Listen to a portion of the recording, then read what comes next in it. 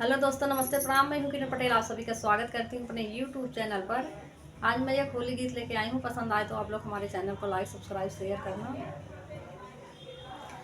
बसावरी ऐसे कागा उड़ी भागा मोरा सैया भागा ना जागा। बसावरी ऐसे कागा उड़ी भागा मोरा सैया भागा ना जागा।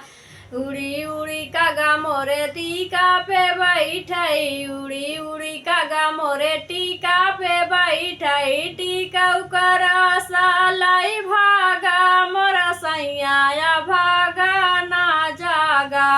टीका उकरा सालाई भागा मोरा सैया भागा ना जागा।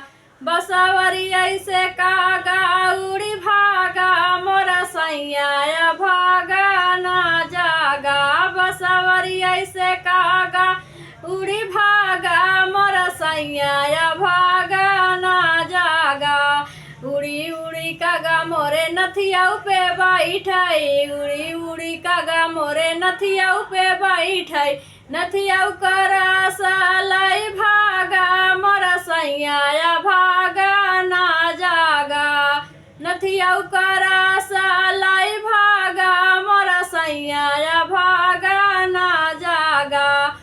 बसावरी ऐसे कागा उड़ी भागा मोरा सैया भागा ना जागा। उड़ी उड़ी कागा मोरे हरवाऊ पे बैठई, उड़ी उड़ी कागा मोरे हरवाऊ पे बैठई। हरवाऊ करा सालाई भागा मोरा सैया भागा ना जागा। हरवाऊ करा सालाई भागा मोरा सैया भागा ना जागा।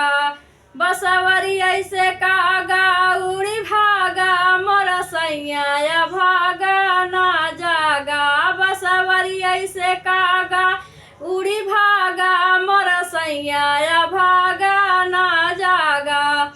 उड़ी उड़ी कागा मोरे लहंगा पे बैठई, उड़ी उड़ी कागा मोरे लहंगा पे बैठई। लहंगा करा सालाई भागा मोरा सैया भागा ना जागा। बसावरी ऐसे कागा